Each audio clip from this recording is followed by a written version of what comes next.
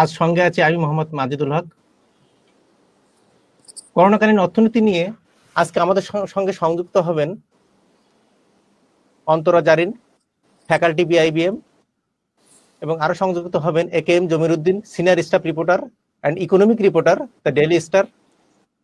এবং আমাদের সঙ্গে আরো সংযুক্ত হওয়ার কথা ছিলেন অর্থনীতিবিদ ডক্টর নাজনীন আহমেদ, কিন্তু ওনার বাবা গতকাল রাতে মারা যাওয়াতে উনি আজকে আমাদের সঙ্গে সংযুক্ত হতে পারেন নাই। ইন্না লিল্লাহি ওয়া ইন্না ইলাইহি রাজিউন। আমি প্রথমে অন্তরা আপার কাছে জানতে চাচ্ছি যে মনিটারি পলিসি যেটা আমাদেরকে করা হয়েছে, যে 8.20% গ্রোথ টার্গেটকে কেন্দ্র করেই এই পলিসিটা আমাদের এবছর করা হয়েছে ফিসক্যাল 21-এর জন্য।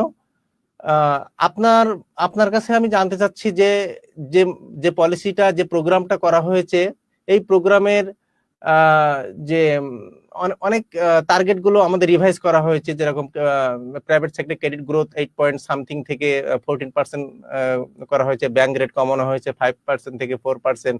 তো সবকিছু মিলায় আমার ইম্প্যাক্টটা কোথায় যে পড়বে, এবং আদেও কি আমার কি আবার মিড পজিশনে কি আমাকে রিভাইজ করার দরকার আছে কিনা কারেন্ট কনটেক্সটে, করোনা র্যাভেজড ইকোনমিতে, এটা আমি আপনার কাছে একটু জানতে চাচ্ছি। ধন্যবাদ মাজিদ ভাই। আমি প্রথমেই আসলে নাজনীন আপার বাবার রুহের মাগফিরাত কামনা করছি, এবং আমি আমার ডিসকাশনে যেতে চাচ্ছি এখন। সেটা হচ্ছে, আপনি মনিটারি পলিসি এবং আমাদের এখনকার সিচুয়েশন এবং যে ধরনের টার্গেট গুলো নেওয়া হয়েছে সে সম্পর্কে যে জানতে চেয়েছেন। যে কোনো গ্লোবাল ইকোনমিতেই আসলে ফিসক্যাল এবং মনিটারি পলিসির ইনস্ট্রুমেন্ট গুলোকেই ব্যবহার করা হচ্ছে, এবং আপনি যদি আমাদের দেশে এটা দেখা যায় যে আমাদের মনিটারি পলিসিটা সবসময় ফিসক্যাল পলিসিকে কমপ্লিমেন্ট করে আমাদের ডেভেলপিং নতুন কান্ট্রিতে।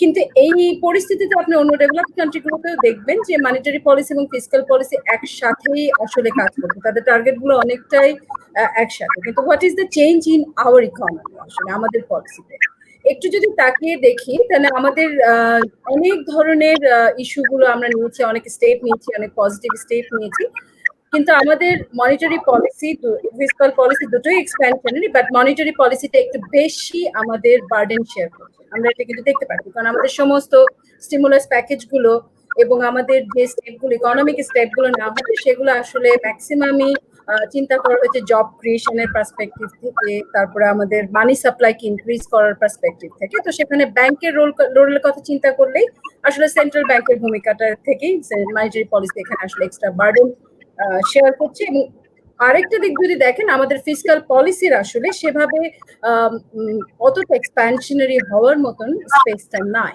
আমাদের ট্যাক্স রেভিনিউ সেভাবে নাই, আমাদের ডেফিসিট আছে, একটি বাজেট ডেফিসিট 6% আমরা বলছি, যেটা আমরা জানি কি আমরা অলরেডি ফোরকাস্টই করছি, তাই না, যে এটা 7-8% চলে যাবে।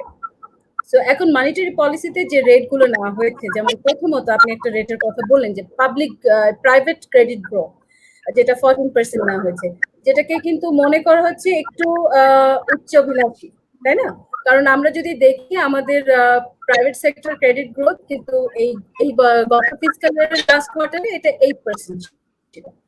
তো এখন এটা 14% টার্গেট করা হয়েছে, তো এটা 14%-এর কাছাকাছি যাবে কিনা এই ধরনের একটি ইস্যু রয়েছে, এবং অনেক ধরনের repo rate, reverse repo rate, এগুলোর উপর একটা ইম্প্যাক্ট আছে, সবকিছুই আছে। এবং আমাদের মনিটারি পলিসিটা একটা 1 বছরের জন্য নেওয়া হয়েছে। তবে সবকিছুই টার্গেট যেটাই বলেন, সবকিছু ডিপেন্ড করবে যে আমরা কিভাবে আসলে ইমপ্লিমেন্ট করতে পারছি কিনা, আসলে এটা আসলে মেইন ইস্যু যে কোনো জায়গায়। তো দেখেন, আপনি যদি প্রাইভেট ক্রেডিট গ্রোথের পার্সপেক্টিভ থেকেই যদি আমি বলি, একদিকে আমাদের বাজেট ডেফিসিটের একটা বড় অংশ, মোর দ্যান 40% একটা অংশ আমরা কিন্তু ব্যাংক সেক্টর থেকে নিব। মানে আমাদের আর কোনো অপশন নেই আসলে, বাজেট ডেফিসিট আমরা এক্সটার্নাল বরোইং করলেও আমাদের একটা বড় অংশ আসলে ব্যাংক থেকে নিতে হবে, এবং যেখানে আমরা এক্সপেক্টই করছি হয়তো আমাদের, মানে আমরা ফোরকাস্টই করছি যে আমাদের বাজেট ডেফিসিট বাড়বে, তার মানে এই বরোইংটাও কিন্তু আমাদের বেড়ে যাবে। আবার আরেকদিকে আমরা দেখছি আমাদের সমস্ত স্টিমুলাস প্যাকেজ গুলোর মধ্যে যে রিফাইন্যান্সিং ফ্যাসিলিটি আছে, একটা বিরাট অংশ সেটাও কিন্তু আমাকে দিতে হচ্ছে ব্যাংকের মাধ্যমে, তাই না?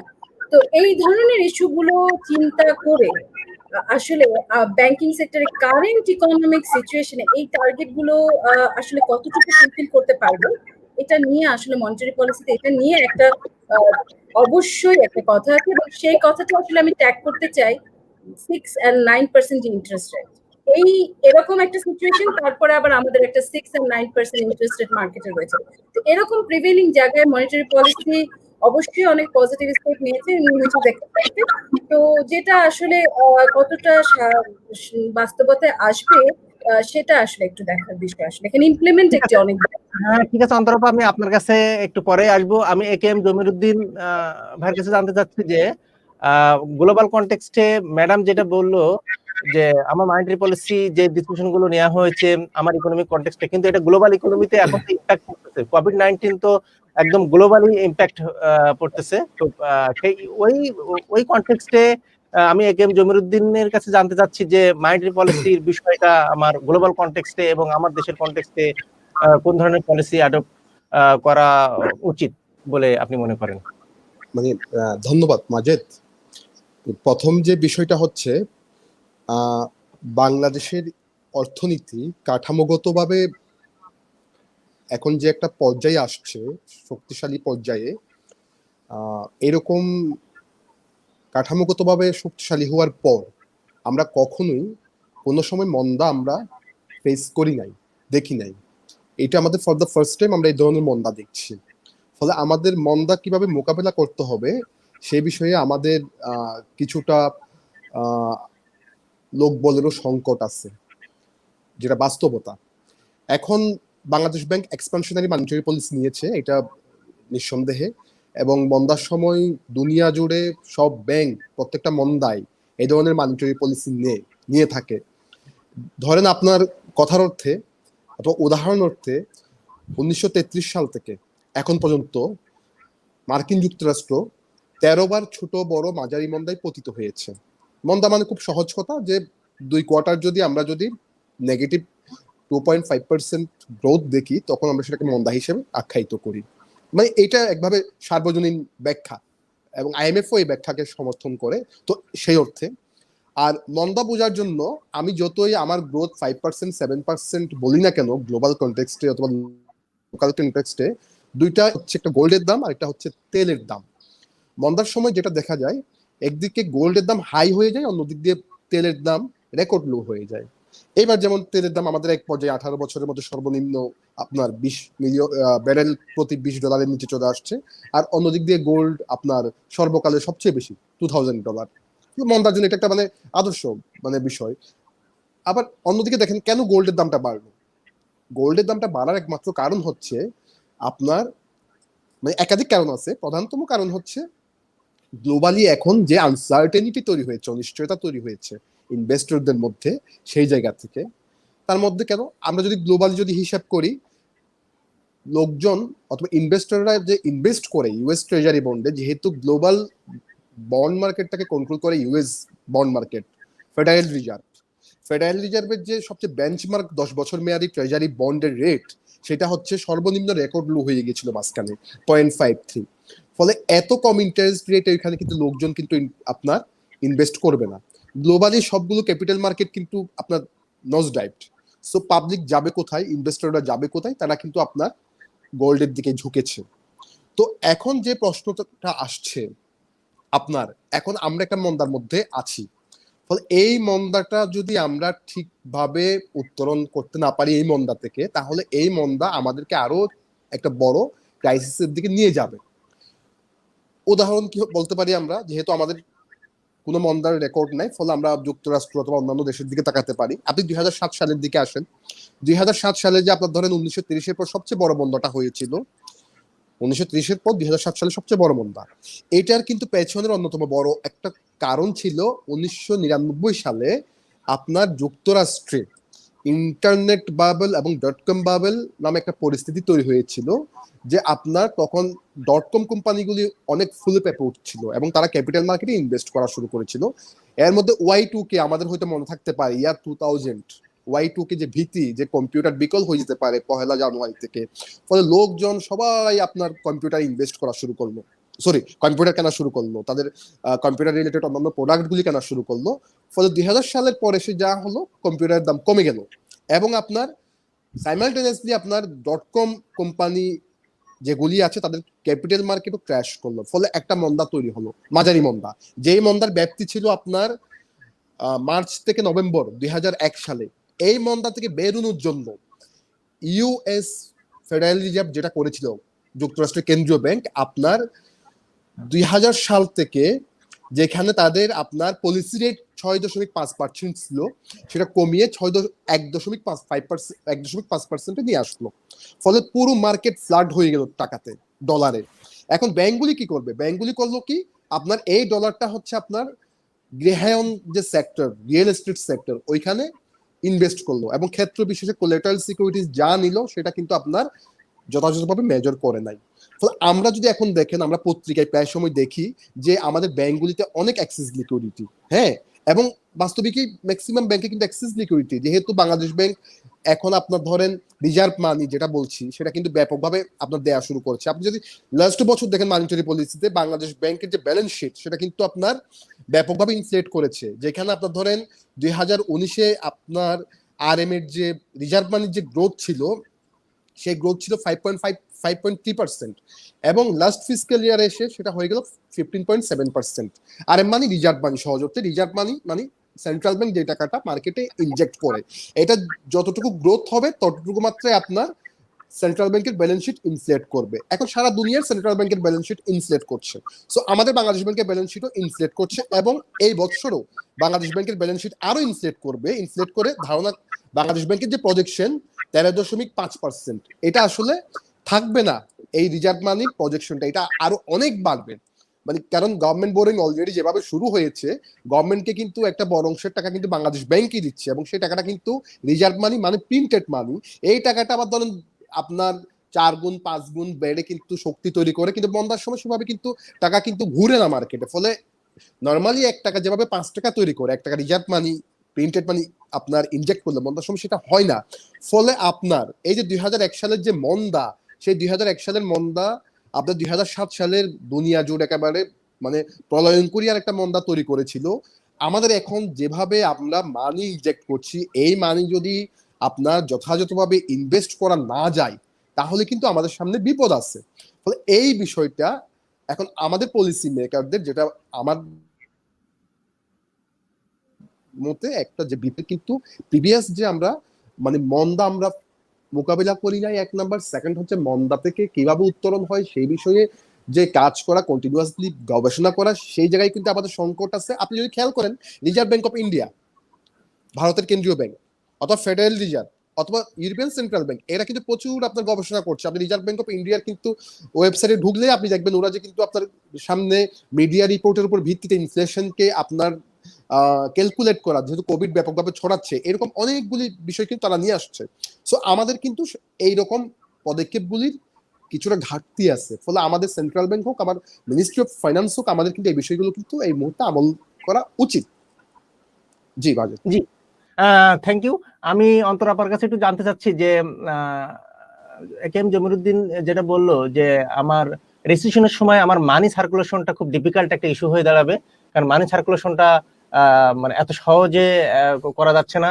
ইতিমধ্যে তো আমরা দেখতে পাচ্ছি যে এসএমই কটেজ ইন্ডাস্ট্রি গুলোতে আপনার 15,000 কোটি টাকা লোন ডিসবার্সমেন্ট করা হয়েছে, যেটা টার্গেট ছিল না 1550 কোটি টাকা ডিসবার্স করা হয়েছে, যেটা টার্গেট ছিল 20,000 কোটি টাকা। এবং এটা সেন্ট্রাল ব্যাংকও এটা দিক নির্দেশনা দিয়েছে ব্যাংকগুলোকে এটা তাড়াতাড়ি এক্সিকিউট করার জন্য। এবং আমার কাছে যেটা মনে হয়েছে যে আমার দেশের যে রিয়েল লেন্ডিং রেটটা কিন্তু বাংলাদেশে অনেক কম কম্পেয়ার টু নেবারিং নেশন। এই রিয়েল লেন্ডিং রেট আমার এটা হচ্ছে যে 1 পয়েন্ট সামথিং বা কাছাকাছি বা 2 এর কাছাকাছি। এই রিয়েল লেন্ডিং গ্রোথ রেট দিয়ে কি আমার মনিটারি পলিসি আমার কি কতটুকু এটা আমি সামনে আগাতে পারবো মানি সার্কুলেশনের ক্ষেত্রে? প্লিজ অন্তরাপা। থ্যাংক ইউ মাজিদ ভাই। আসলে মানি সার্কুলেশন যখন বলছেন, আসলে কোভিড যে প্রবলেমটি তৈরি করেছে সেটা কিন্তু ডিমান্ডে প্রবলেম তৈরি করেছে। আমার ডিমান্ড নাই, আমি যেমন এখন রেস্টুরেন্টে খেতে যাচ্ছি না, তো রেস্টুরেন্টের ব্যবসা হচ্ছে না, বন্ধ হয়ে যাচ্ছে, তো সে কিন্তু মানে লোন চাচ্ছে না, এরকম লাইক দিস। মানে ইকোনমির বিভিন্ন সেক্টরে আপনি দেখবেন এটা ডিমান্ড শকের মতো ম্যাক্সিমাম কান্ট্রি যে ইকোনমি এখানে সাপ্লাই সাইডকে পুশ করে ডিমান্ডকে পুশ করা যায় কিনা। তো এখন এই জায়গাটাই আসলে ক্রিটিক্যাল ইস্যু, যে আপনি এই স্টিমুলাস প্যাকেজ দিচ্ছেন, আপনি বিভিন্ন ধরনের এক্সপ্যানশনারি ইনস্ট্রুমেন্ট ইউজ করছেন, এবং এই জিনিসগুলো আপনার কান্ট্রির ডিমান্ডকে, মানে কান্ট্রি বলতে কান্ট্রির পপুলেশনের যে ডিমান্ড সেটাকে বাড়াচ্ছে কিনা। যদি ডিমান্ড বাড়ে তাহলে সার্কুলেশন ডেফিনেটলি বাড়বে। কিন্তু যেমন দেখেন, আপনি এখন খুব নর্মাল ছোট ছোট বিষয় আপনি নিজেকে দিয়েই যদি দেখেন, আপনার আগের যে ডিমান্ড ছিল একজন সাধারণ মানুষের, সেই ডিমান্ড গুলো কিন্তু কমে যাচ্ছে আস্তে আস্তে। আমরা ঢাকা শহরে কিন্তু অনেক টুলেট দেখতে পাচ্ছি আস্তে আস্তে, যদিও আমাদের কিন্তু ইকোনমির দিকে আমরা ফিরছি, কিন্তু একটা গ্যাপ কিন্তু মার্কেটে অলরেডি হয়ে গেছে। 2-3 মাসের ভালো একটা ভ্যাকিউম অলরেডি মার্কেটে হয়ে গেছে, ইকোনমিতে হয়ে গেছে। এখন কোয়েশ্চেন হচ্ছে এই ডিমান্ডটাকে আমরা কিভাবে ইনক্রিজ করতে পারি, এই ডিমান্ডটাকে কিভাবে ইকোনমিক চাকাকে সচল করতে ইউজ করতে পারি। তো এটা করার জন্য আমাদের গভর্নমেন্ট, আমাদের সেন্ট্রাল ব্যাংক ফিসকাল মনিটারি পলিসিতে যে এক্সপ্যানশনারি ইনস্ট্রুমেন্ট গুলো ব্যবহার করেছে, সেখানে তার বড় একটা অংশ হচ্ছে আমাদের স্টিমুলাস প্যাকেজ, তাই না? যে এগুলো দিয়ে আমরা হয়তো ইন্ডাস্ট্রিকে রান করাবো, তারপরে আমাদের ওয়ার্কাররা বেতন পাবেন, ইকোনমি চলবে। কিন্তু ঘটনাটা এই সাইকেলে যাচ্ছে কিনা, it is very important. Policy নেওয়া খুবই সহজ, আমি আবারও বলছি পলিসি কিন্তু খুবই সহজ। যেমন আমি ছোট্ট একটা উদাহরণ দিই, আমাদের এই যে প্রথম যে স্টিমুলাস প্যাকেজটি এসছে 5,000 কোটি টাকা আমাদের গার্মেন্টস ওয়ার্কারের জন্য, ব্যাংকাররা কি আসলে সত্যি সত্যি এটা ইমপ্লিমেন্ট করতে পেরেছে? ব্যাংকারের উপর কি রিস্ক পড়েনি? হ্যাঁ পড়েছে। এরকম আপনি ধরুন দেখবেন যে একজন ব্যাংকার একজন গার্মেন্টস এর মালিক চাচ্ছে স্টিমুলাস প্যাকেজটি, কিন্তু সে বলছে ভাই আপনি তো ওই 3 মাস কোনো কাজ করেননি, তাহলে আমি আপনাকে কেন দিব ওয়ার্কারের বেতনটি? তো সে তাকে দেয়নি বলে তার মানে ধরাধরির যে বিষয়টা আমাদের আছে, এরকম ধরাধরি করে সে ভুয়া কাগজপত্র এনে সে কিন্তু স্টিমুলাস প্যাকেজটি ইউজ করেছে। এখন এরকম যদি ঘটনা ঘটে তখন কিন্তু আপনি সার্কুলেশন চাইলেও বাড়াইতে পারবেন না, কারণ ডিমান্ড বাড়বে না। কারণ আমি যদি টাকাটাকে নিয়ে বসে থাকি ইকোনমিতে, তাহলে সেটি হবে না। So it is very important. আসলে পলিসি আমাদের যেগুলো নেওয়া হয়েছে সেগুলোর ইমপ্লিমেন্ট ইস্যুটা খুবই ইম্পর্টেন্ট। এবং এখানে কিন্তু আমি একটা জিনিস একটু বলতে চাই, আমাদের এই পলিসিগুলো যে নেওয়া হয়েছে, পলিসিতে পলিসি ইউজ করলে, পলিসি ইউজ না করলে, পলিসি যদি নেগেটিভলি ইউজ করা হয়, সেটার জন্য কি কোনো ইনসেন্টিভের ব্যবস্থা আছে? না। কেউ যদি ধরেন একজন ভালো গার্মেন্টস হোল্ডারকে খুঁজে টাকাটা দেওয়ার ব্যবস্থা করলো যে শ্রমিকরাই যেন বেতনটা পায়, তো ওই ব্যাংকারের জন্য আপনার কি ফ্যাসিলিটি আছে, কি ইনসেন্টিভ আছে? সে কেন করবে ভাই এটা, তাই না? ঠিক সেরকম ভাবে যে এই কাজটি করছে, যে জানা সত্ত্বেও সে স্টিমুলাস যে প্যাকেজটি আছে, স্টিমুলাস যে রিফাইন্যান্সিং ফ্যাসিলিটি আছে, সেটা একটি মোরাল হ্যাজার্ড জায়গায় দিয়ে দিল, যেখানে সে জানে ফান্ড ডাইভার্ট হয়ে যাচ্ছে, এই যেটা ইকোনমিতে আসবে না, তাহলে তার জন্য কি নেগেটিভ ইনসেন্টিভ আছে? এটা কি বলা হয়েছে যে এরকম ধরনের ফ্যাসিলিটি গুলো যখন ব্যবহার হবে তার কর্পোরেট ট্যাক্স 1% কমিয়ে দিবে, ও ভালো করে ব্যবহার করবে না তার 1% ট্যাক্স আমি বাড়িয়ে দিব?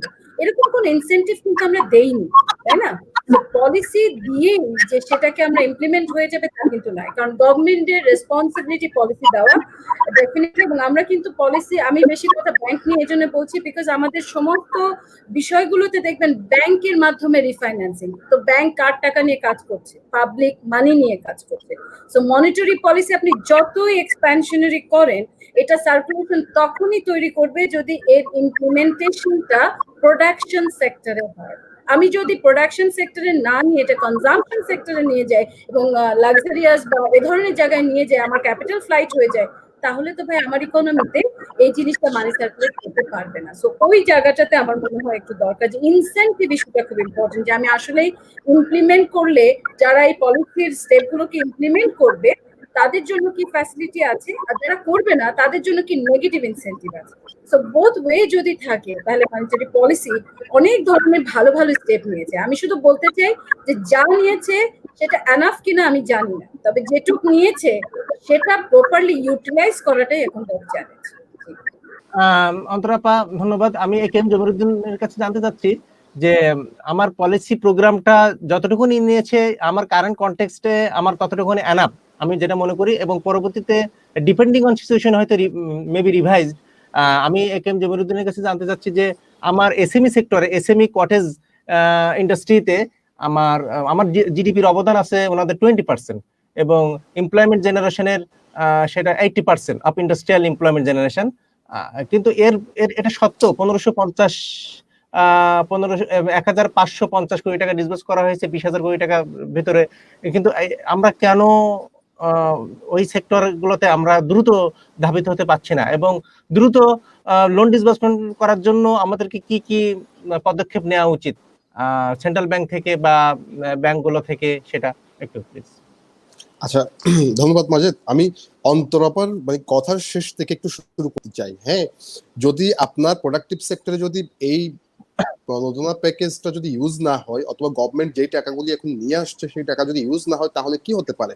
হ্যাঁ, তো এই ক্ষেত্রে আপনি যদি প্রিভিয়াস গ্লোবাল রেসেশনগুলি দেখেন, তাহলে খেয়াল করবেন দুই জায়গা থেকে কিন্তু রেসেশনগুলি, ম্যাক্সিমাম রেসেশন শুরু হয়েছে। হ্যাঁ, হয় ক্যাপিটাল মার্কেট বাবল ব্লাস্ট করলো 30-এর যে মহামন্দা, 29-এ ক্যাপিটাল মার্কেট ব্লাস্ট করলো যুক্তরাষ্ট্রে, অথবা 2000 সালের যে মন্দা সেটাও ক্যাপিটাল মার্কেট কিন্তু ব্লাস্ট করলো 2001 সালে, অথবা সেই জায়গা থেকে যে মন্দাটা তৈরি হলো সেই মন্দাটা কিন্তু 2007 সালের যে মন্দা, ওটা কিন্তু রিয়েল এস্টেট সেক্টরে কিন্তু আপনার ধরেন প্রবলেমটা তৈরি করলো।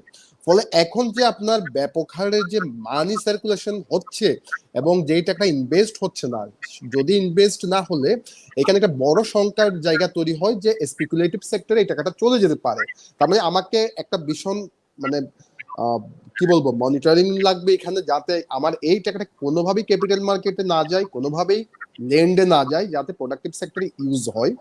সো আমাদের এখানে কিছু ভয়ের দিকও আছে। আমাদের ব্যাংকিং সেক্টরের বিষয় তো আপনারা জানেন, খেলাপি ঋণের ঊর্ধ্বগতি, অথবা এখানে কর্পোরেট গভর্নেন্সের যে প্রবলেমগুলি, ওই বিষয়গুলি কিন্তু আমরা এর মধ্যে বিভিন্নভাবে কিন্তু আমরা কিন্তু মোকাবেলা করে আসছি। ফলে এই জায়গায় সেন্ট্রাল ব্যাংকের সবচেয়ে বড় চ্যালেঞ্জ এই টাকাটা ইনভেস্ট করা।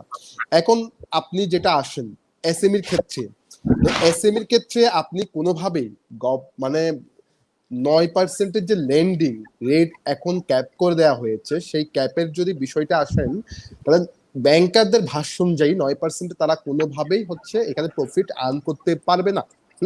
কারণ ওদের যে মানে সম্প্রতি bankers association of bankers Bangladesh, ব্যাংকের এমডিদের যে সংগঠন, সেই সংগঠন বাংলাদেশ ব্যাংকের গভর্নরের কাছে একটা চিঠি লিখেছে। চিঠিতে তারা একদম ক্লিয়ারলি বলে দিয়েছে হচ্ছে যে কি আমার অপারেশনাল কস্ট, আমার মনিটরিং কস্ট, আমার কস্ট অফ ফান্ড সবকিছু মিলিয়ে 10.62% হচ্ছে উইদাউট এনি প্রফিট আমাকে হচ্ছে এই ইন্টারেস্ট রেট আমাকে কাউন্ট করতে হবেই। হ্যাঁ, সো আপনি ধরেন প্রণোদনা প্যাকেজ পরে আসি, প্রণোদনা প্যাকেজের আপনার সাইজ কত, ভলিউম কত, 20,000 কোটি টাকা, আপনার ইয়ারলি এসএমইতে ল্যান্ডিং কত, 1,30,40,000 কোটি টাকা, আরো ক্ষেত্র বিশেষে বেশি। ফলে প্রণোদনা প্যাকেজের যে ছোট অঙ্কের অর্থ, এটা দিয়ে আসলে আপনি এসএমই কে যে রিভাইভ করা, এটা কোনোভাবেই সম্ভব না।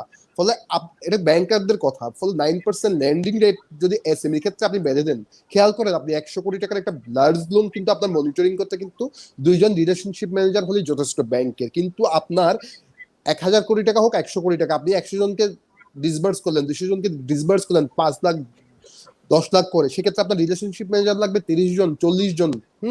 তাহলে আপনার এখানে কিন্তু এই যে আপনার ধরেন অপারেশনাল কস্ট অনেক বেড়ে যাচ্ছে। ফলে আপনি লার্জ লোনে যেভাবে 9% এসএমই ক্ষেত্রে যদি সেম রেট করেন, তাহলে কিন্তু এখানে একটু সমস্যা হয়ে যাবে। অলরেডি ব্যাংকগুলি কিন্তু আপনার shy away from disbursing SME loan right now. Okay, না, সরকার তো 9% এর ভিতরে 5% দিচ্ছে। না না, এটা বলছি আমি প্রণোদনা প্যাকেজের বাইরের কথা। প্রণোদনা প্যাকেজ আমি এবার আসছি। প্রণোদনা প্যাকেজে যে প্রবলেমটা হচ্ছে, ব্যাংকারদের যে ভাষ্য, ব্যাংকাররা বলছে যে আপনি একটা কোম্পানির as per the central bank circular যে লোনের যে সিলিং, হ্যাঁ ধরেন একটা কোম্পানির ওয়ার্কিং ক্যাপিটাল যা আছে, সেই ওয়ার্কিং ক্যাপিটালের 30% আপনি প্রণোদনা প্যাকেজ থেকে ওই কোম্পানিকে দিতে পারবেন। হ্যাঁ, এখন আপনি এসএমই ঋণ কিন্তু এসএমই না, এখানে কিন্তু কটেজ, মাইক্রো অ্যান্ড স্মল। হ্যাঁ, তো কটেজ মাইক্রো এগুলো যদি আপনি হিসেব করেন, এগুলো ছোট ছোট ঋণ। ধরুন ব্র্যাক ব্যাংকের সঙ্গে আমি কথা বলছিলাম, তারা বলছে যে আমাদের ম্যাক্সিমাম ঋণ হচ্ছে 5 থেকে 60 লাখ টাকা। তাহলে 7 লাখ টাকা যদি হয়, আমি যদি 5 থেকে 7 লাখ টাকা 30% যদি আমি এসএমই ঋণে দিই, তাহলে একজন এসএমই ক্লায়েন্ট কয় টাকা পাবে? সে কি ঘুরে দাঁড়াতে পারবে? মানে is it possible to get A turn around from the situation? ফলে ওই ক্লায়েন্ট কিন্তু ফলে আপনার ওয়ার্কিং ক্যাপিটাল হিসেবে 1-1.5 লাখ টাকা নিতে কিন্তু আগ্রহী না, নাম্বার 1। ফলে এরা কিন্তু আর কিন্তু ব্যাংক কিন্তু আপনার স্টিমুলাস প্যাকেজ থেকে টাকাটা নিচ্ছে না এত সুবিধা দেওয়ার পরও। এটা ব্যাংকারদের বক্তব্য। সেকেন্ড বিষয় হচ্ছে আপনি দেখেন যে টোটাল এসএমই ঋণের 65% 66% কোথায় ডিসবার্স হচ্ছে? ট্রেডিং সেক্টরে। ট্রেডিং সেক্টর নিয়ে আমাদের এখানে বিভিন্ন রকমের আপনার বাংলাদেশ ব্যাংকের অথবা আমাদেরও অ্যালার্জি আছে যে ম্যানুফ্যাকচারিং আমি বাইপাস করে ট্রেডিং এ আমরা লোন দিচ্ছি, ফলে এটা আসলে বাংলাদেশের ইকোনমির ক্ষেত্রে খুব বেশি আপনার এরা কিন্তু পুশ করছে না। কিন্তু খেয়াল করেন ম্যানুফ্যাকচারিং যেটা হচ্ছে ওটা কিন্তু ট্রেডিং এর মাধ্যমে আপনাকে বিক্রি করতে হবে। আবার এই ট্রেডিং এর ক্ষেত্রেও কিন্তু বাংলাদেশ ব্যাংক কিন্তু এক ধরনের একটা এমবার্গো জারি করে দিয়েছে, খুব সম্ভবত এটা 20% পর্যন্ত আপনি টোটাল একটা ব্যাংকের যে মানে সিলিং একটা লোন দেয়ার এসএমই সিলিং ওখানে 20% আপনি ট্রেডিং এ দিতে পারবেন। ফলে এই ক্ষেত্রেও কিন্তু ব্যাংকগুলো কিন্তু আপনার ধরেন যেহেতু ট্রেডিং এ সিলিংটা দিয়ে দিয়েছে, বারটা দিয়ে দিয়েছে, ফলে ব্যাংকগুলি কিন্তু আর কিন্তু ওদিকেও কিন্তু আগ্রহ দেখাচ্ছে না। ফলে সবকিছু মিলিয়ে আপনার বাংলাদেশ ব্যাংক যে ক্রেডিট গ্যারান্টি স্কিম নিল আপনার একেবারে অনেকটা ক্রেডিট গ্যারান্টি স্কিম কিন্তু আপনার বেল আউটের মতো, ডিসপাইট দ্য ফ্যাক্ট দ্যাট তারপরেও কিন্তু ব্যাংকগুলি কিন্তু ওদিকে যাচ্ছে না। এটা হচ্ছে আপনার এসএমই ঋণের ব্যাংকগুলির ভারসাম্যতে অথবা আমার দৃষ্টিতেও যে আপনার ইমপ্লিমেন্টেশনের একটা বড় এমবার্গো। জি ধন্যবাদ। জি হ্যাঁ ধন্যবাদ। আমি একটু অন্তর আপার কাছে জানতে চাচ্ছি যে এখন যে ব্যাংকগুলো যে যে রিস্ক গুলো এখন ফেস করতেছে সেটা হচ্ছে যে একটা হচ্ছে যে এনপিএল বাড়ার সম্ভাবনাটা ফেস করতেছে, এবং আরেকটা বিষয় হচ্ছে যে লার্জ বড়োয়াররাও মানে আগের মতনই সেটা ওনারাও এই যে স্টিমুলাস প্যাকেজটা এনজয় করার জন্য লার্জ বড়োয়াররাও কিন্তু একটা মানে এখন একটা সারিতে আছে। আবার অন্যদিকে আমি এসএমই সেক্টরে যেতে পারছি না, কারণ হচ্ছে যে ওনাদের রিপেমেন্টেরও সমস্যা একটা হতে পারে, কারণ আমার তো সাপ্লাই সাইড ম্যানেজমেন্ট থেকে শুরু করে তাদের তো রিপেমেন্ট করতে হবে, হয়তোবা তাদের একটা সেন্ট্রাল ব্যাংক থেকে একটা নির্দেশনা দেওয়া হয়েছে যে এত মাস পর থেকে আমার ইনস্টলমেন্টটা দিতে হবে। তো সবকিছুর আলোকে ব্যাংকগুলো যে রিস্ক যেগুলো এখন ফেস করতেছে আমার কারেন্ট কনটেক্সটে, এই রিস্ক গুলো অ্যাড্রেস করার জন্য, মিটিগেট করার জন্য আমি কি কি পলিসিগুলো এখন অ্যাডাপ্ট করতে পারি? আসলে ব্যাংকগুলোর জন্য একটা বড় বিষয় হয়ে গেছে কি ব্যাংকগুলোর উপর একটা প্রেশার চলে এসছে। আমাদের যদিও নাম্বার অফ ব্যাংকস বেশি, কিন্তু আমরা পূর্ব থেকে একটি প্রবলেমে পড়ে আছি যে আমরা কিন্তু নারিশ করি না বড়োয়ারকে, আমরা নতুন বড়োয়ার তৈরিও করি না বা একজন বড়োয়ারকে নারিশও করি না। এই কালচারটা কিন্তু আমাদের ব্যাংকিং সেক্টরে রয়েছে। তো এখন দেখেন যে সিচুয়েশনটা হয়েছে, এখানে সবচেয়ে বড় প্রবলেম যেটা ব্যাংকাররা ফেস করছেন সেটা হচ্ছে মোরাল হ্যাজার্ড। মানে আমার টাকা নিয়ে ফ্যাক্টরি বন্ধ করে চলে গেছে, এরকম ঘটনা ঘটছে আর মানে, এবং ব্যাংকার অনেক সময় বুঝতে পারছে বা বুঝতে পারছে না, এরকম ঘটনা ঘটছে। এবং সো এই ধরনের ইস্যুগুলো আছে। তবে এসএমই এর যে বিষয়টা, এদের access to finance is very important, এবং হয়তো লার্জ যে সেক্টর গুলো আছে তারা এই শখগুলোকে যত সহজে মেনটেন করতে পারবে বা যত সহজে এগুলোকে ফেস করতে পারবে, এসএমইর জন্য ডেফিনেটলি এটা ডিফিকাল্ট হবে। বাট এসএমই কে আসলে সাপোর্ট করার জন্য অনেক ধরনের ইনস্ট্রুমেন্ট কিন্তু আমাদের পলিসিগুলোতে নেওয়া হয়েছে, যেমন গ্যারান্টি স্কিমের কথা বলেছি। তবে আমি যেটা বলতে চাই যে আসলে কস্টটাও কিন্তু একটা বড় ইস্যু এসএমই সেক্টরে, কস্টিংটা। তো এখন এগুলো মিটিগেট যদি করতে হয়, যদিও গভর্নমেন্ট 5% দিয়ে দিচ্ছে, বাট ব্যাংকের অপারেটিং কস্ট আপনি কখনোই চিন্তা করতে পারবেন না যে ব্যাংক প্রফিট করবে না, এটা চিন্তা করা কিন্তু ঠিক না। কারণ ব্যাংক পাবলিক মানি নিয়ে কাজ করছে এবং সেটা একটা প্রফিট মেকিং অর্গানাইজেশন, সো ও কিন্তু চ্যারিটি করবে না। সো এখানে কিছু ইনোভেটিভ প্রোডাক্টের কথা কিন্তু চিন্তা করা যেতে পারে। যেমন আমি একটা ছোট, আমার এটা আমরা গ্রিন ব্যাংকিং এ কাজ করি, রিসার্চ করি, ওখান থেকে যেমন আমি একটা ছোট ইনোভেটিভ প্রোডাক্ট আমরা চিন্তা করি, যেটা বাইরের অনেক কান্ট্রিতে কিন্তু আমরা দেখি, আমাদের দেশে দেখি না। যেমন কর্পোরেট সোশ্যাল রেসপন্সিবিলিটিতে আমাদের কিন্তু একটা বড় ফান্ড আছে, সিএসআর। সো আমরা যখনই এই বিষয়টা নিয়ে রিসার্চ করি বা মানুষের সাথে কথা বলি, সিএসআরটাকে অনেকটা চিন্তা করা হয় স্পন্সরশিপ হিসেবে, শিক্ষা খাতে দেওয়ার হিসেবে, বা এই ধরনের কোনো চ্যারিটি প্রোগ্রাম হিসেবে। কিন্তু আপনি এই যে ধরেন এসএমই সেক্টর, এই সেক্টরে এখন আমার লোন দিতে হবে, এ বিষয়ে আসলে তাদেরকে আমাকে রিভাইভ করাতে গেলে তাদেরকে আমার কি কি পারপাসে লাগে এটা দেখতে হবে। তো ব্যাংকগুলো আসলে এভাবে তাদের সিএসআর প্রোডাক্টটাকে চিন্তা করে কস্টিংটা, সিএসআর এ কিন্তু আমার ট্যাক্স ফ্রি, তাই না? সো ট্যাক্সের একটা ট্যাক্সের আমরা একটা ফেভার পাই ওখানে। তো সিএসআরটা থেকেও কিন্তু একটা ইনোভেটিভ প্রোডাক্ট তারা তৈরি করতে পারে। যেমন বা গ্রিন ব্যাংকিং পলিসিতে কিন্তু অলরেডি আছে, ক্লাইমেট ভালনারেবল এলাকাতে আপনি হাই রিস্ক নিয়ে যদি লোন দেন, তাহলে সেটা আপনি সিএসআর থেকে একটা পোর্শন নিয়ে দিতে পারেন, এরকম একটা পলিসিতে কিন্তু আছে। সো এখন এই ধরনের ইস্যুগুলোকে কিভাবে আনা যায়, কারণ আমার প্রবলেম যেটা মার্কেটে আছে সেটাকে আমি কিভাবে আসলে অ্যাকোমোডেট করবো, that is very important. So SME সেক্টরকে আমি গ্যারান্টি স্কিমের মধ্যেও আনছি, অনেক ধরনের ইনস্ট্রুমেন্ট দিচ্ছি, কিন্তু তাদের ডিমান্ডই যদি আমার না থাকে তাহলে আমি কিভাবে এই লোনগুলো দিব? So that is a very big issue now. এবং লার্জ বড়োয়াররা যেহেতু আমাদের কিউতে আছেন, লার্জ বড়োয়াররা নিচ্ছেন, ওনাদের রিভাইভ করা কিন্তু কঠিন হবে না যদি আমি নর্মালি আমরা চিন্তা করি। তো সেই কারণে এসএমইর জন্য আমাদেরকে কিছু ইনোভেটিভ প্রোডাক্ট চিন্তা করতে হবে এবং ডেফিনেটলি ওটাকে 9% বিয়ন্ডে চিন্তা করতে হবে। যদি 9% বিয়ন্ডে আমরা চিন্তা করতে না পারি তাহলে আদার যে সোর্স অফ ফান্ড আমাদের কাছে আছে সেই ফান্ডগুলোর সাথে এটাকে কিভাবে ট্যাগ করা যায় সেই জিনিসগুলো আমাকে চিন্তা করতে হবে। যেমন আমার সিএসআর ফান্ড এখানে আমি আনতে পারি কিনা, বা অন্য ধরনের ফ্যাসিলিটি যেগুলো আছে সেই ফ্যাসিলিটিগুলোকে আমি এখানে যুক্ত করতে পারি কিনা। So innovation is very important now to support this SME sector, I think, banking sector থেকে। হ্যাঁ, হ্যালো।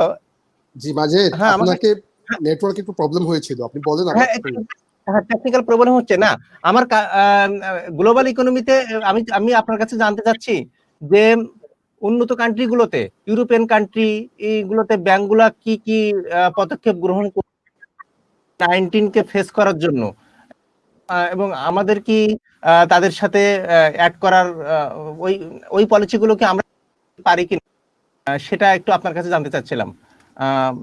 বিভিন্ন দেশের সেন্ট্রাল ব্যাংকগুলোতে কি কি অবলম্বন করেছে এবং আমরা কি ওই দিকে যেতে পারি কিনা। বাংলাদেশে এখন পর্যন্ত সামনের দিনগুলিতে ফাইন্যান্সিয়াল স্টেবিলিটি কেমন হবে সেই বিষয়ে আমাদের কোনো রিপোর্ট কিন্তু আমরা কিন্তু সামনে নিয়ে আসতে নাই। আমাদের ফাইন্যান্সিয়াল স্টেবিলিটি রিপোর্ট 2019 সালকে বেস করে একটা ফাইন্যান্সিয়াল স্টেবিলিটি রিপোর্ট কয়দিন আগে পাবলিশ করা হয়েছে। ওইখানে কোভিডের কিছু বিষয় আসছে, মনিটারি পলিসিতে কিছু কোভিডের বিষয় আসছে, কিন্তু শর্ট টার্ম, মিড টার্ম এবং লং টার্মে আমাদের ফাইন্যান্সিয়াল সেক্টরে কোন ধরনের প্রবলেম ক্রিয়েট হতে পারে সেই বিষয়ে কিন্তু স্টিল বাংলাদেশ ব্যাংক আপনার কোনো রকমের কোনো কিছু নিয়ে আসছে না, সেটা পাবলিকও করছে না। বাট ইতিমধ্যে আপনি যদি ফেডারেল রিজার্ভের দিকে দেখেন, আরবিআই এর দিকে দেখেন, তারা কিন্তু শর্ট টার্ম, লং টার্ম বিভিন্ন রকমের প্রজেকশন করে তারা কিন্তু তাদের স্টেবিলিটি রিপোর্ট পাবলিশ করে দিয়েছে, এটা পাবলিকলি নিয়ে আসছে। এবং ব্যাংকার, আপনার ব্যাংকের সিইও থেকে শুরু করে একদম জুনিয়র লেভেলের ব্যাংকারদেরকে কনসাস করছে কি করতে হবে। এটা গেল একটা বিষয়। সেকেন্ড বিষয় হচ্ছে আরেকটা বড় বিষয় এখানে যেটা চ্যালেঞ্জিং, সেটা হচ্ছে আপনার এই যে সেপ্টেম্বর পর্যন্ত আপনার এখানে লোনের একটা মনিটরিয়াম দেওয়া আছে। আপনার এই সময় যদি কোনো আপনার বড়োয়ার ইনস্টলমেন্ট না দেয় জানুয়ারি থেকে সেপ্টেম্বর পর্যন্ত, তাহলে তারা ঋণ খেলাপি হবে না। শোনা যাচ্ছে এটা ডিসেম্বর পর্যন্ত এটা এক্সটেন্ড করতে পারে। তাহলে কি হতে পারে, যদি ডিসেম্বর পর্যন্ত এক্সটেন্ড করে অথবা নাও করে, তাহলে আপনার আগামী বছরের দিকে গিয়ে একটা বড় অংশের টাকা কিন্তু আপনার খেলাপি হয়ে যাবে। সেই ক্ষেত্রে ব্যাংক হয়তো তাদের ঋণ রিস্ট্রাকচার করবে কিছু ঋণ, অথবা রিস্ট্রাকচার করা সত্ত্বেও এখানে কিন্তু খেলাপি ঋণটা অ্যালার্মিংলি বাড়বে। তো এই জন্য আপনার ফেডারেল রিজার্ভ অথবা আপনার যদি আমরা ধরি ইউএসএ এবং ইউরোপিয়ান ব্যাংকগুলি, তারা কিন্তু প্রচুর গবেষণা করতেছে, গবেষণা শুরু করে দিয়েছে অলরেডি। হ্যাঁ, তো ওইখানকার বিভিন্ন গবেষণা ফার্মগুলিও গবেষণা করছে। যেমন কি ধরেন অ্যাজ পার্ট অফ দিয়ার রিসার্চ, হ্যাঁ, আপনার ইউএসএ তে 5টা টপ লার্জেস্ট ব্যাংক কিন্তু অলরেডি $57 বিলিয়ন কিন্তু আপনার প্রিজার্ভ করে ফেলেছে তাদের সামনে যদি খেলাপি ঋণ বাড়ে সেই খেলাপি ঋণ ট্যাকেল দেওয়ার জন্য, লোন লস প্রভিশনিং করার জন্য। মানে যদি আমার খেলাপি হয়ে যায় তাহলে আমি এটা টাকাটা প্রভিশনিং করব। এটা হচ্ছে প্রেজেন্ট এবং ফিউচার লস, এই দুটাকে বেস করে এই well Fargo, city group, JP Morgan, এরা কিন্তু সবাই কিন্তু এই কাজ করছে। অন্যদিকে ইউরোপিয়ান ব্যাংকগুলি অলরেডি কিন্তু তারা কিন্তু তাদের সেই প্রিপারেশন শুরু করে দিয়েছে। ওইখানকার গবেষণায় বলা হচ্ছে, আপনি ফাইন্যান্সিয়াল টাইমস সহ বিভিন্ন পত্রিকা যদি পড়েন, ওইখানে কিন্তু এই রিপোর্টগুলি আসছে। বলা হচ্ছে যে কি, যদি আপনার সেকেন্ড ওয়েভের কোভিড ইনফেকশনের ঝড় যদি না আসে, তাহলে আগামী 3 বছরে অ্যাটলিস্ট ইউরোপিয়ান ব্যাংকগুলিকে $400 বিলিয়ন প্রভিশন করতে হবে আগামী 3 বছরে। আর যদি সেকেন্ড ওয়েভে যদি আপনার কোভিড ইনফেকশনের একটা ঝড় আসে, তাহলে আমাদেরকে ইউরোপিয়ান ব্যাংকগুলিকে $800 বিলিয়ন পর্যন্ত তাদেরকে কি করতে হবে, প্রভিশনিং করতে হবে, তাদের যে খেলাপি হবে তার জন্য। ফলে ইউরোপিয়ান ব্যাংকগুলি প্রস্তুত এবং প্রস্তুতি নিচ্ছে, কিন্তু আমার দেশে কি এই বিষয়টা কি কোনো আলোচনায় আসছে? আমরা কি আলোচনায় নিয়ে আসতে পেরেছি? আমাদের ব্যাংকগুলি কি সেই বিষয়ে ভাবছে? আমাদের সেন্ট্রাল ব্যাংক কি ওই বিষয় নিয়ে কোনো রকমের নজরদারি করছে, অথবা তারা কি কোনো ইনস্ট্রাকশন দিচ্ছে, কোনো গবেষণা করছে? এটা হচ্ছে একটা বড় problem, number one. Number two, খেয়াল করেন আমাদের কমার্শিয়াল ব্যাংকগুলির একটা বড় দুর্বলতা কোথায়? বড় দুর্বলতা যদি আপনি ভাবেন তাহলে দেখেন, আপনি একটা কমার্শিয়াল ব্যাংকে প্রফিট করতে হবে, রাইট? আপনাকে আপনার প্রফিট হচ্ছে আপনার বেস। যদি প্রফিট করতে না পারেন, আপনি ব্যাংক হিসাবে আপনার ব্যবসা কিন্তু টিকবে না। তাহলে আপনি যদি প্রফিট করতে চান, তাহলে আপনি যে প্রফিট করবেন কিভাবে করবেন? তার মানে আপনি আগামী 2 বছর 3 বছর ইকোনমিটা কোন জায়গায় যাবে, সেই ইকোনমিটা আপনার একটা অ্যানালাইসিস করবেন, প্রজেকশন করার মাধ্যমে আপনি বিজনেস এক্সপান্ড করবেন এবং প্রফিট করবেন।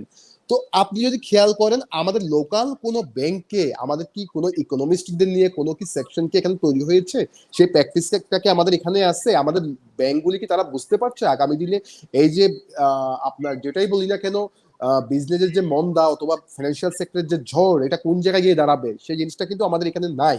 আপনি যদি সিটি গ্রুপ দেখেন, আপনি যদি স্ট্যানচার্ট দেখেন, এইচএসবিসি দেখেন, তাদের প্রত্যেকের কিন্তু এরকম কিন্তু এক একটা কিন্তু ইকোনমিস্ট নিয়ে সেল আছে, বিভাগ আছে, ডিপার্টমেন্ট আছে, তারা কিন্তু কন্টিনিউয়াসলি তারা কিন্তু রিসার্চ করে এবং তারা নতুন প্রোডাক্ট যেমন নিয়ে আসার ক্ষেত্রে হেল্প করে, তেমনি কিন্তু গ্লোবাল ইকোনমি লোকাল ইকোনমি দুটাকে সামঞ্জস্য রেখে ওই দেশের অথবা ওইখানকার ওই অঞ্চলের ইকোনমি কেমন হবে সে বিষয়ে কিন্তু প্রজেকশন করে। আমাদের দেশে কিন্তু আমাদের নট সিঙ্গেল ওয়ান ব্যাংক কিন্তু ওইখানে কিন্তু কোনো ইনভেস্টমেন্ট কিন্তু তারা কিন্তু করছে না। ফলে তারা কিন্তু আপনার ধরেন হয়তো এতদিন আপনি কোনো না কোনোভাবে হয়তো প্রফিট করেছেন, আমরা কিন্তু কোনো মন্দায় পড়ি নাই, কিন্তু বাট এখন তো আপনার ধরেন শুধু সেন্ট্রাল ব্যাংকের না, সেন্ট্রাল ব্যাংকেরও আপনার ধরেন অনেকগুলি ঘাটতি আছে, মানে to keep up with the time যে আপনার এখানে গবেষণাগুলি করা সেই জায়গায় যেমন অ্যাবসেন্ট আছে, ঠিক তেমনি কমার্শিয়াল ব্যাংকগুলিতেও কিন্তু এইরকম কোনো গবেষণা নাই। হ্যাঁ, তাদের বিজনেসটা কিভাবে এক্সপান্ড করবে, এইটা হচ্ছে আমাদের দেশের এখন সবচেয়ে বড় চ্যালেঞ্জ। মাজেদ। হ্যাঁ হ্যাঁ, ধন্যবাদ। খুব মূল্যবান একটা কথা বলেছেন যে আমাদের এখানে কোনো গবেষণা নাই, কোনো ইকোনমিক্স ইউনিট নাই, যেটা ইউরোপিয়ান কান্ট্রি গুলোতে আছে বা ওয়ার্ল্ডের ফরেন ব্যাংক গুলোতে আছে, কারণ ওনারা ইকোনমিক প্রযুক্তিতেই আমার কি আমি লঞ্চ করতে পারি, কি প্রোডাক্ট নিয়ে আমি কাজ করতে পারি, সেটা নিয়েই সবসময় ওনাদের জল্পনা কল্পনা। এবং আমার কাছে মনে হয় যে ওনাদের রিস্ক ম্যানেজমেন্টটা, কমপ্লায়েন্সটা খুব তারা মনোযোগের সাথে করে, সেটা হয়তো আমরা এখনো ল্যাগ বিহাইন্ড। আপনি একটু খেয়াল করে দেখেন, আপনাকে একটু আমি অ্যাড করি মাজেদ, আপনি যদি সর্বশেষ মার্চে আমার বাংলাদেশ ব্যাংকের যে স্টেটমেন্ট, আপনি যদি প্রভিশনিং এর হিসাব দেখেন, আমার ওভারঅল ব্যাংকিং সেক্টরের প্রভিশনিং হচ্ছে নেগেটিভ 3,500 কোটি টাকার উপরে। হ্যাঁ, এটা হচ্ছে আপনার হচ্ছে ঘাটতি, এবং 11টা ব্যাংক প্রভিশন শর্টফলে আছে, এবং ম্যাক্সিমাম ব্যাংক মাত্র 10টা ব্যাংক তাদের প্রভিশনিং 100 কোটি টাকার উপরে। আপনার আগামী 3 বছর আপনাকে এই কোভিড ইনফেকশন, কোভিডের ঝড় আপনাকে সামলাতে হবে। সো আপনার এই যে একটা লোয়ার প্রভিশনিং বেস, এই বেস নিয়ে আপনার কিন্তু আগামীতে যে ঝড়, এটা কিন্তু ঝড় না, এটা কিন্তু আপনার মাইল্ড একটা ঝড় যাচ্ছে। আপনার কিন্তু প্রবলেমটা শুরু হবে আগামী বছর সেপ্টেম্বর, অক্টোবর, ডিসেম্বরের দিকে। ব্যাংকের শক্তিমত্তা কতটুকু আছে তখন কিন্তু তাদেরকে সেই চ্যালেঞ্জের মধ্যে পড়তে হবে। ফলে এখনই যদি আমি প্রিপারেশন না নিই, আমার যে ডিভিডেন্ড, যেটা কিন্তু এখন সেপ্টেম্বর পর্যন্ত বলা হয়েছে বাংলাদেশ ব্যাংকের সার্কুলারে, ডিভিডেন্ড না দিতে, ক্যাশ ডিভিডেন্ড অথবা স্টক ডিভিডেন্ড দেওয়ার জন্য, ইভেন আপনার স্টক ডিভিডেন্ড বন্ধ করে দেওয়া উচিত। আপনি ক্যাপিটাল মার্কেটকে হেল্প করবেন ব্যাংককে ফাইন্যান্সিয়াল হেল্প নষ্ট করে, এটা কোনোভাবে লজিক্যাল হতে পারে না। হ্যাঁ, আপনার আগে ব্যাংকের হেল্প স্ট্রং করেন, দেন ক্যাপিটাল মার্কেট। ঠিক আছে, আমি আপনার কাছে একটু আমি ফিরে আসছি। আমি একটু অন্তর আপার কাছে জানতে চাচ্ছি যে জমিরুদ্দিন যেটা বললো যে আমাদের গবেষণা বা আমাদের রিসার্চ সেন্টার বা আমাদের যে ইকোনমিস্ট ইউনিট, এটা খুব খুব জরুরি একটা ইস্যু। হ্যাঁ, তো আমি এটা আমার দেশের কনটেক্সটে খুব জরুরি একটা ইস্যু হয়ে দাঁড়িয়েছে। কিন্তু আপনার কাছে কি মনে হয় যে আমার কি ইকোনমিস্ট ইউনিট যদি থাকে, যেটা আমার ফরেন ব্যাংকগুলোতে আছে, কারণ ফরেন ব্যাংকগুলোতে কিন্তু তারা কয়েক দশক ধরে বিজনেস করতেছে, কিন্তু তারা কখনো দুর্ঘটনায় পতিত হচ্ছে না। হ্যাঁ, বাট আমরা কিন্তু নিয়মিত দুর্ঘটনায় পতিত হচ্ছে, কারণ হচ্ছে যে হয়তো আমাদের কোনো গবেষণা নাই। এটা আপনার কি অপিনিয়ন জানতে চাচ্ছি।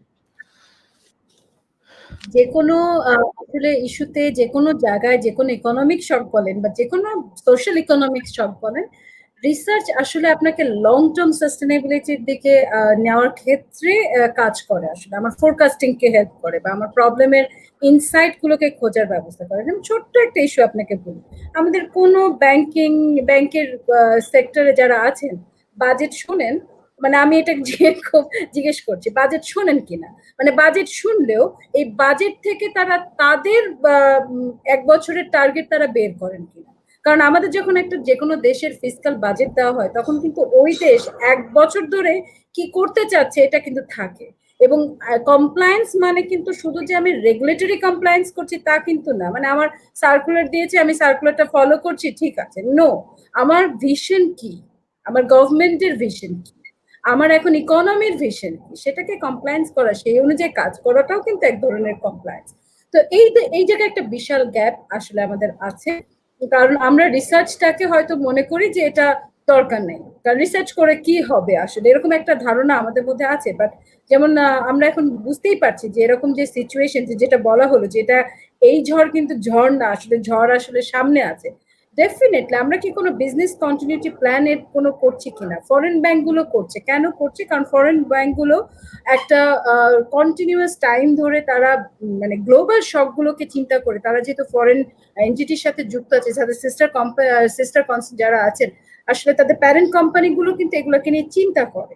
এবং আমাদের ব্যাংকগুলো কিন্তু না জাস্ট আমরা কি করি একটা বড়রের পিছনেই হয়, আচ্ছা ঠিক আছে আপনাকে 10 কোটি দিয়েছে আমি 12 কোটি দিব, এটার জন্য তো আসলে রিসার্চের দরকার নেই। আমি একটা প্রোডাক্ট ইনোভেট করবো, যেমন এই প্যান্ডেমিকে সবচেয়ে বেশি প্রবলেমে কি পড়েছে বলেন তো ব্যাংকগুলো, মানে অপারেশনাল পার্সপেক্টিভ থেকে, যে আমি কিভাবে ডিজিটালি ব্যাংকিং করবো, তাই না? আমরা অনেক লিটারেট পার্সনই কিন্তু ডিজিটালি লিটারেট না, ডিজিটাল ব্যাংকিং এর সাথে লিটারেট না কিন্তু। এবং আমরা এই যে ইন্টারন্যাশনাল ট্রেড অপারেশনালিও কিন্তু আমরা ডিজিটালাইজেশন একটা বড় প্রবলেম ফেস করছি। এগুলো কি আসলে সলিউশন নেই? এখন কিন্তু আপনি যদি যান এই 3-4 মাস পরে যদি আপনি ব্যাংকারদের সাথে কথা বলেন, তারা কিন্তু আস্তে আস্তে ছোট ছোট সলিউশন খুঁজে বের করেছে অপারেশনালি কিভাবে এই ডিজিটালাইজেশন প্রবলেমটাকে সলভ করা যায়। সো দেখেন, রিসার্চ ইজ ভেরি ইম্পর্টেন্ট। আপনি যদি আপনার প্রোডাক্টকে ইনোভেটিভ না করেন, একই ধরনের প্রোডাক্ট নিয়ে চলেন, তাহলে কিন্তু হবে না। যেমন আমার এখন গভর্নমেন্টের ভিশনটা কি, গভর্নমেন্টের ভিশন হচ্ছে জব ক্রিয়েশন, প্রথমটাই হচ্ছে জব ক্রিয়েশন, কারণ উইদাউট দ্যাট মানি সার্কুলেশন বলেন আর ইকোনমিক ডেভেলপমেন্ট বলেন, ইকোনমিক চাকাকে সচল বলেন, এটা সম্ভব না। তো এই ভিশনকে কি আমরা কমপ্লাই করতে পারছি কিনা, দ্যাট ইজ ইম্পর্টেন্ট। অন্তরাপা আমাদের সময় কম, আমি এখএম জমিরুদ্দিনের কাছে জানতে চাচ্ছি যে আমাদের যে ফরেন এক্সচেঞ্জ রিজার্ভটা আমরা কিভাবে এটা ইউটিলাইজ করতে পারি, ম্যাক্সিমাম বেনিফিট আনতে পারি, একটু আপনি 30 সেকেন্ড বা 40 সেকেন্ডের ভিতরে একটু বলবেন। হ্যাঁ দেখেন মাজেদ, ফরেন এক্সচেঞ্জ রিজার্ভের যে বিষয়টা বলেছেন, মানে আপনার 30-40 সেকেন্ডে খুব টাফ হয়ে যায়। এই যে গবেষণার যে বিষয়টা বারবার আসছে, হ্যাঁ আপনি যদি খেয়াল করেন যে বিশ্বের সেন্ট্রাল ব্যাংকগুলি, গ্লোবাল সেন্ট্রাল ব্যাংকগুলি গত বছর 2019 সালে তাদের সবচেয়ে রেকর্ড পরিমাণ গোল্ড কিন্তু তারা কিনেছিল। হোয়াই, কেন কিনেছিল? ওই সময় কিনেছিল তারা যে যুক্তরাষ্ট্র এবং চায়নার যে ট্রেড ওয়ার, সেই ট্রেড ওয়ারকে কেন্দ্র করে ডলারের যে আপনার দুর্বল হওয়ার যে আশঙ্কা, সেই আশঙ্কা থেকে তারা কিন্তু আপনার ডলার কেন্দ্রিক যে ইনভেস্টমেন্ট, সেই জায়গা থেকে সরে আপনার সেফ হেভেন হিসেবে গোল্ডে কিন্তু ইনভেস্ট করেছিল। হ্যাঁ, গোল্ডে এখন কিন্তু তারা কিন্তু গোল্ডে ইনভেস্ট করছে না, বাট তারা যে গতবার যে গোল্ডে ইনভেস্টটা করেছিল, এবার কিন্তু মন্দায় গোল্ডের যে দামটা বেড়ে গেল, তাদের ফরেন এক্সচেঞ্জ রিজার্ভের একটা অংশ যে ইনভেস্ট করেছিল, এখান থেকে কিন্তু তারা কিন্তু মোটামুটি এক ধরনের কিন্তু তারা কিন্তু প্রফিট কিন্তু আর্ন করেছে। ফলে আমাদের সামনে ভাবতে হবে, সামনে কিন্তু আপনার কিন্তু এই যে 38 বিলিয়ন ডলার হয়ে গেল, এখানে কিন্তু আবার অন্য একটা বিষয়, আপনি খুব বেশি উচ্ছ্বসিত হওয়ার কিন্তু স্কোপ নাই। কেননা আপনি যদি পার্শ্ববর্তী ভারতে দেখেন, আরবিআই রিজার্ভ দেখেন, আরবিআই রিজার্ভ কিন্তু এই মন্দায় কিন্তু 35-37 বিলিয়ন ডলার কিন্তু বেড়ে গেছে ইন্টারেস্টিংলি বাংলাদেশের মতো। বাংলাদেশে তো 3-4 বিলিয়ন বেড়েছে, এখানে কিন্তু রেকর্ড যে আপনার 500 বিলিয়ন ডলারের উপর হয়ে গেছে for the first time RBI তে। হ্যাঁ, সো আপনার এখন যেটা করতে হবে যে কি আপনার প্যারাডাইম শিফট সামনে কিন্তু হবে আগামী 10 থেকে 15 বছর, কিন্তু আপনার ধীরে ডলারের যে আধিপত্য, সেই আধিপত্যটা কিন্তু আস্তে আস্তে কিন্তু কমে যাবে। তো কমে যদি যায়, তাহলে আমাকে যেটা করতে হবে, আমার কিন্তু